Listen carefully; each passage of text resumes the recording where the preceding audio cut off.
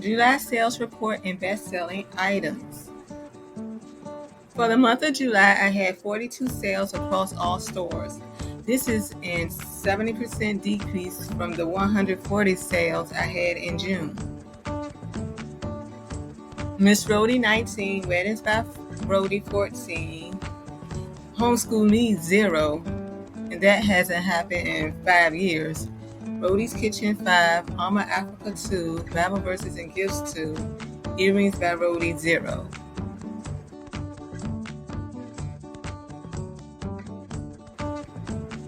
In first place was my Mom Best Ever photo t-shirt. My happy birthday to my husband photo greeting card was in second place. My neon pink trendy 80s leggings was in third place. The rest of my sales consisted of items such as greeting cards, t-shirts, coffee mugs, RSVP cards, bath towels, pillows, etc. Customer demographics. 76% of my customers were from the U.S. and 24% international.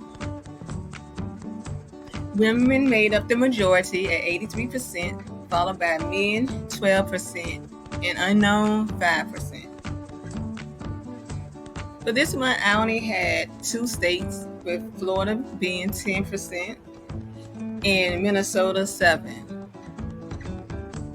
My international sales, I had 5 sales from the United Kingdom, 4 from Australia, and 2 from Canada. Honorable mentions. This sunny sunflower tote bag has been in the marketplace for over 2 years, and I finally made a sale. So I'm very proud of that.